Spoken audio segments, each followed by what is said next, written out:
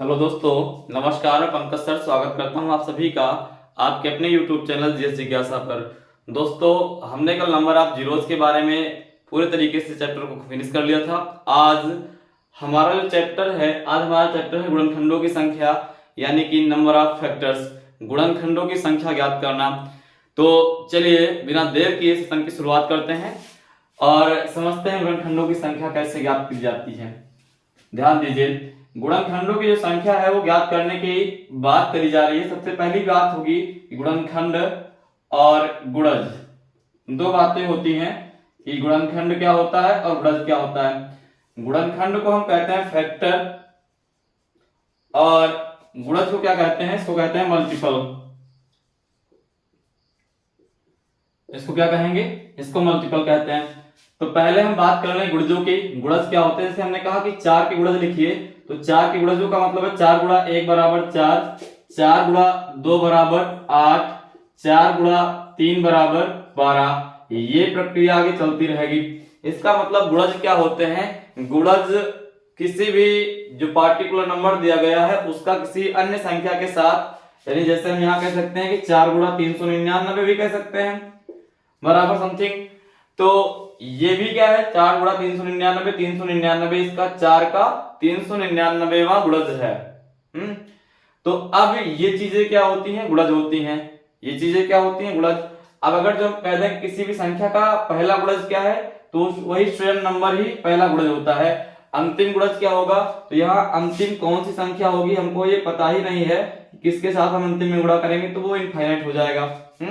एक बार फिर समझिए, जैसे हमने कहा कि 5 के गुणज क्या होंगे, तो 5 के गुणज क्या होंगे भैया, 5 गुणा 1 बराबर 5, 5 गुणा 2 बराबर 10, 5 गुणा 3 बराबर 15। यही प्रक्रिया आगे जारी रहेगी। तो 5 गुणा इनफाइनाइट, 5 गुणा इनफाइनाइट बराबर इनफाइनाइट होगा, क्योंकि अंत वाला पता ही नहीं। तो मेरे कहने का मतलब ये है कि पहला गुणज क्या होता है वही स्वयं संख्या, और अंतिम गुणज क्या होता है ये पता ही नहीं होता कि क्या होगा। तो किसी भी संख्या का पहला गुणज ज्ञात करना आसान है, वही संख्या होती है, और अंतिम गुणज क्या होता है, अनंत होता है, ये हम ज्ञात नहीं कर सकते। अब हम बात कर लेते हैं गुणनखंड की, गुणनखंड की यानी फैक्टर की। तो फैक्टर क्या होते हैं, ध्यान दीजिए, हमने कहा 12, तो 12 जिन जिन संख्याओं से कट जाए वो इसके फैक्टर है। जैसे 12 किससे कटेगा, 1 से कटेगा, 2 से कटेगा, 3 से कटेगा, 4 से कटेगा, 6 से कटेगा और स्वयं 12 से कटेगा। तो ये क्या निकले, ये 12 के फैक्टर निकले।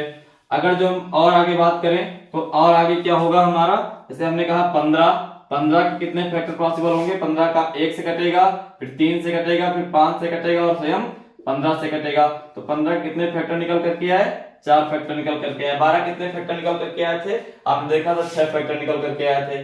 तो इस प्रकार से हम फैक्टर निकालते हैं, ये होते हैं हमारे गुणनखंड। अब ध्यान दीजिए, अगर जो आपसे कहा जाए कि गुणनखंडों की संख्या कितनी होगी, तो गुणनखंडों की संख्या निश्चित होती है, लेकिन गुणजों की संख्या अनिश्चित होती है।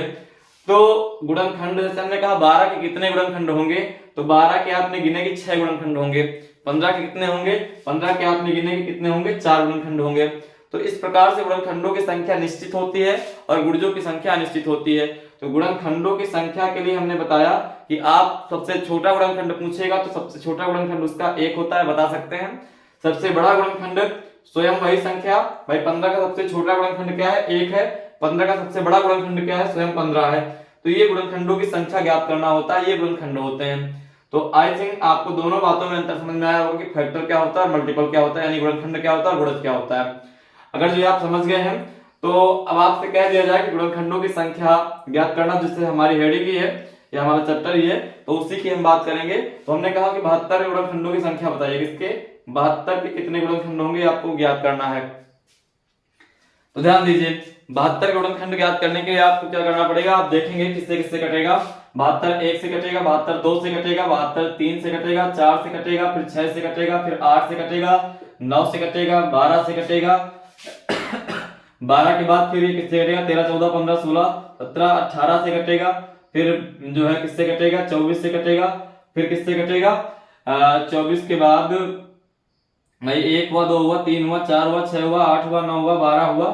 उसके बाद 12 13 से नहीं कटेगा, 14 से नहीं कटेगा, 15 से नहीं कटेगा, 16 से 17 से 18 से कटा, फिर 19 से नहीं कटेगा, 20 से नहीं कटेगा, 21 से 22 से 23 से 24 से, 24 के बाद फिर 25 से नहीं कटेगा, 26 से नहीं कटेगा, 27 से नहीं कटेगा, 28 से, 29 से, 30 से, 31 से, 32 से, 33 से, 34, सीधा 36 से कटेगा। 36 से कटने के बाद स्वयं 72 से कटेगा। तो कितने गुणनखंड इसके निकल करके आया, जरा काउंट करिए। 1 2 3 4 5 6 7 8 9 10 11 12। कितने गुणनखंड निकल करके आए, 12। लेकिन आप ये देख रहे थे कि गुणनखंडों की संख्या ज्ञात करने में हमको सोचना पड़ रहा था कि कितने निकल करके आए गुणनखंड, या कौन कौन सी संख्याएं हमने ले लिया, कौन कौन संख्या छूट गई जिससे नहीं कटता है। अभी 72 था, हम इसको 720 बना दें। 72 था तो आपको निकालने में इतनी परेशानी हुई, और अगर जब हम 720 बना दें तब तो और दिक्कत होगी। तो वो भी निकलेगा विद इन सेकेंड्स। ध्यान दीजिए कैसे। अब इसकी ट्रिक क्या होगी ये आप समझने का प्रयास करिए। जैसे 72 लिखा है तो 72 को सबसे पहले आप क्या करेंगे, अभाज्य संख्याओं में तोड़ लेंगे। 72 को सबसे पहले तोड़िए 8 गुणे 9 में। ठीक, 8 को आप तोड़िए अभाज्य संख्याओं में। अभाज्य संख्या क्या होंगी, 2 गुणा 2 गुणा 2। 9 को तोड़िए अभाज्य संख्याओं में, 3 गुणा 3। 2 कितनी बार आया, 2 की घात लगी है आपके पास 3, गुणा 3 की घात कितनी लगी है, 2। 3 में आप अपने मन से 1 जोड़ दीजिए उठा के, और 2 में अपने मन से 1 उठा के जोड़ दीजिए। 3 एक कितना बना, 4। 2 एक कितना बना, 3। 4 तियां करिए 12। यही आपके गुणनखंडों की संख्या हुई। यही क्या हुआ, आपके गुणनखंडों की संख्या हुई। एक और एग्जांपल ले लेते हैं।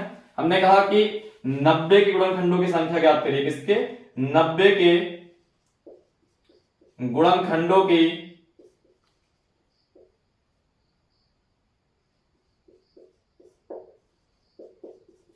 संख्या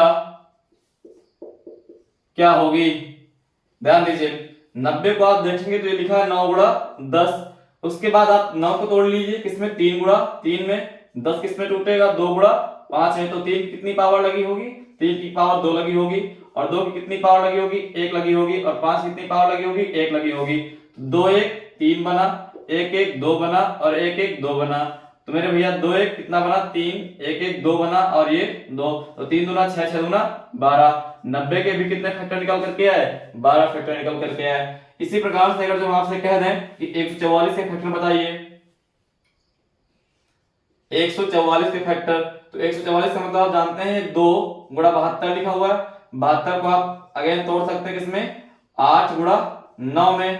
8 का मतलब होता है 2 की घात कितना, 3, और 9 का मतलब क्या होता है, 2 की घात कितना, सॉरी 2 की घात नहीं, 3 की घात 2। तो अब आप देख रहे हैं कि 2 की घात ये 1 है, और गुणा में घातें जुड़ जाती हैं, तो ये 1 घात इसमें जुड़ जाएगी, शामिल हो जाएगी। ये कितना बन जाएगा, 2 की घात 4, और ये 3 की घात 2। अपने मन से 1 जोड़ लीजिए इसमें, अपने मन से 1 इसमें जोड़ लीजिए। 4 1 5 हुआ, और 2 1 कितना हुआ, 3, 5 तियां 15। तो 144 कितने फैक्टर निकल करके आएंगे, 15 फैक्टर निकल करके आएंगे। ये चीज सीख गए हैं आप अगर जो, तो हमको बता दीजिए कि भैया 810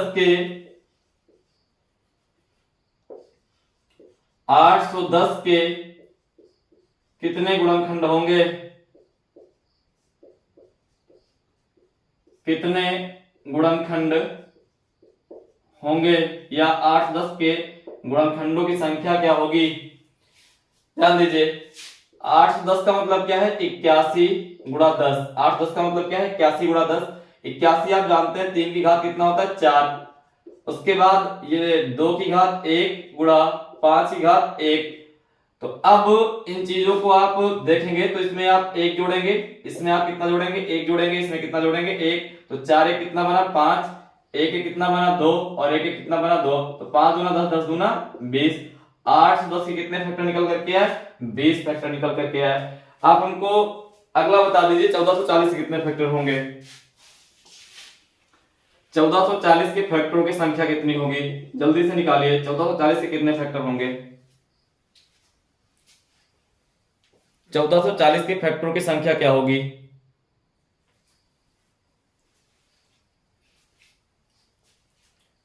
चौदह सौ चालीस के फैक्टरों की संख्या क्या होगी, ये आपको ज्ञात करना है। ध्यान दीजिए, 1440 के फैक्टर में निकालने का मतलब ये था कि भैया ये 144 गुणा 10 ही तो लिखा है।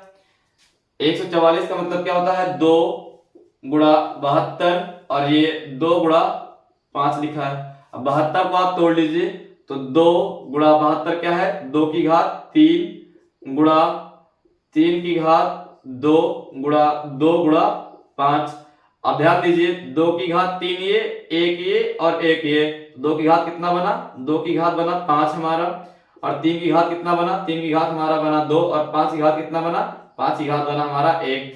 तो अब इनको आप आपस एक एक जोड़ के आपस में गुणा करा लीजिए। हाँ, तो ये 5 एक कितना बना 6, और ये कितना बना 2 एक 3, और ये कितना बना 1 1 2।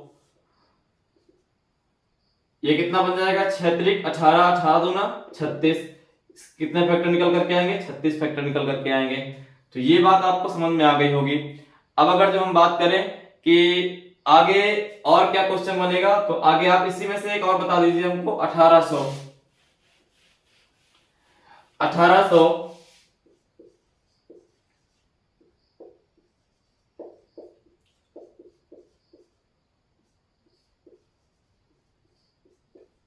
ये गुणनखंडों की संख्या क्या होगी? ये कितने गुणनखंड होंगे 1800 के?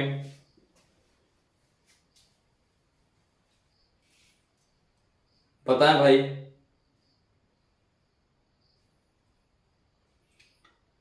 तो ध्यान दीजिए, 1800 के गुणनखंड निकालने के लिए आपको क्या करना पड़ेगा, आप इसको तोड़ दें 18 गुणे 100 में। 18 का मतलब होता है 2 गुणा 3 की घात 2। अब इस 100 का मतलब क्या होता है 25 गुणा 4, तो इसका मतलब 2 गुणा 3 की घात 2 गुणा 5 गुणा 5 गुणा 2 की घात 2। यही तो मतलब है इसका। अब ये 2 की घात 2 यहाँ है, 1 यहाँ है, तो 2 की घात कितना बन जाएगा 3 बन जाएगा, और 3 की घात कितना बन जाएगा 3 की घात 2 बन जाएगा, और 5 की घात कितना बन जाएगा 5 की घात 2 बन जाएगा। अब सब में आप अपने मन से एक एक जोड़ दीजिए, एक इसमें जुड़ा एक इसमें जुड़ा, तो कितना बना 3 1 4, और ये 2 1 3, और ये 2 1 3, तो 4 तिया 12, 12 तिया 36। कितने गुणनखंड निकलेंगे इसके? 36 गुणनखंड निकलेंगे। आई थिंक आपको बातें समझ में आ रही होंगी। अगर समझ गए तो बहुत बेहतरीन है। आगे हम बात करेंगे कि जैसे हमसे कह दिया जाए कि अभाज्य गुणनखंडों की संख्या क्या होगी, तो अभाज्य गुणनखंडों की संख्या याद करने की हम बात करने जा रहे हैं आगे।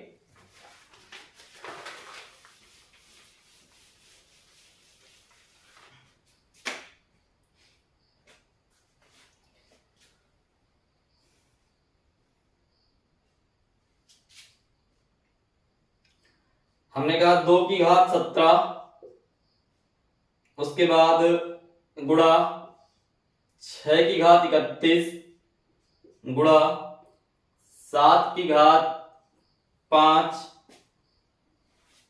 गुणा 10 की घात 11, गुणा 11 की घात 10, गुणा 21 की घात 12 के अभाज्य गुणनखंडों की संख्या क्या होगी?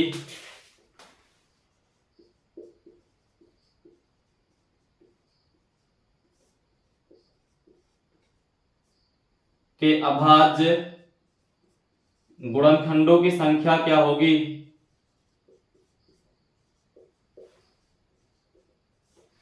ध्यान दीजिए, अभाज्य गुणनखंड कैसे ज्ञात करेंगे? अभाज्य गुणनखंड ज्ञात करने के लिए आपको कुछ नहीं करना है, जो संख्याएं भाज्य लिखी है उनको भाज्य में तोड़ लीजिए। जैसे 2 की घात 17 लिखी, तो 2 क्या है, एक भाज्य संख्या है, तो इसमें कितने फैक्टर निकलेंगे 17 निकलेंगे।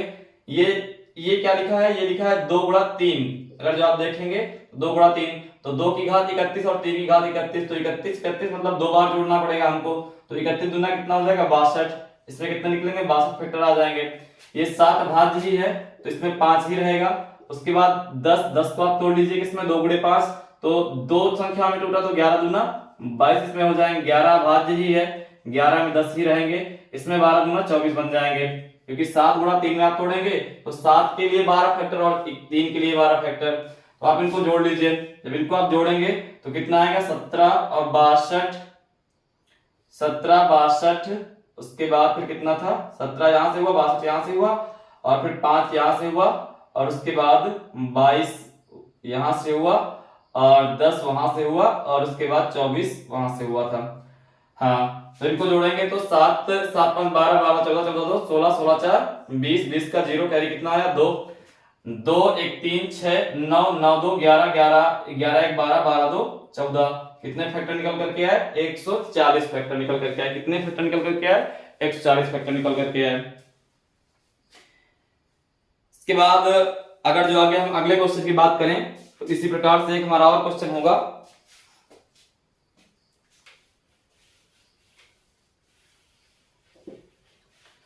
जैसे हमने कहा कि 15 की घात 19 गुणा 18 की घात 2 गुणा 17 की घात 14 के अभाज्य गुणनखंडों की संख्या क्या होगी।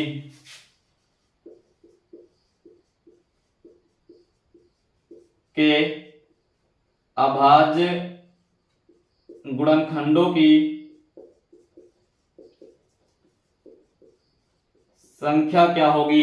ध्यान दीजिए 15 क्या भाज्य है नहीं अभाज्य है तो किसमें टूटेगा ये टूटेगा 3 और 5 में। तो 3 की घात 19 लगा दो और 5 की घात 19 लगा दो। 18 भाज्य है तो भैया ये भाज्य लिखा है किसमें टूटेगा तो 2 गुणा 3 में टूटेगा। तो इस 3 की घात 2 इस 3 की घात 2 और इस 2 की घात 2। उसके बाद 17 तो भाज्य है ही है 17 की घात 14। तो ध्यान दीजिए 19 19 कितना बन जाएगा ये 38 बन जाएगा 2 2 4 2 6 बन जाएगा और ये 14 बन जाएगा। तो 14 6 20 20 30 50 50 60 58 कितने फैक्टर निकल करके आएंगे इसके 58 फैक्टर निकल करके आएंगे। तो आई थिंक ये बात समझ में आ गई है आपको। अगर जो नहीं आई तो एक क्वेश्चन और देख लें। जैसे हमने कह दिया कि 19 की घात 52 गुणा 17 की घात 14 गुणा 12 की घात 15 के अभाज्य गुणनखंडों की संख्या क्या होगी। तो आप जानते हैं 19 क्या है एक प्राइम नंबर है ये अभाज्य संख्या है तो इसके गुणनखंडों को निकालने के लिए 52 ही होंगे क्योंकि इसमें टूटेगा नहीं किसी में। 17 की घात 14 है ये भी एक अभाज्य है इसमें कितने होंगे 14 होंगे। लेकिन 12 किसमें टूटेगा 2 गुणा 2 गुणा 2 2 गुणा 4 गुणा 3 की घात 22 की घात 15 लगी इसकी घात 15 लगी और इसकी घात 15 लगी। तो 15 तिया 45 45 से हो गया ठीक। तो कितना बना 52 14 45 ठीक। कितना बना 52 बना फिर 14 बना फिर 45 बना। तो 5 4 9 2 11 का 11 कितना बना 1 बना और इधर कितना हो जाएगा 5 4 9 9 1 10 10 1 11 कितने फैक्टर निकल करके आएंगे 111 फैक्टर निकल करके आएंगे। तो यहीं से हमारा सत्यानाश का एंड होता है। आपको सारी बातें बता दी गई हैं आपको सारी बातें आई होप की समझ में भी आ गई होंगी। तो चलिए आज के लिए यहीं तक धन्यवाद। बाकी बातें हम करते हैं कल।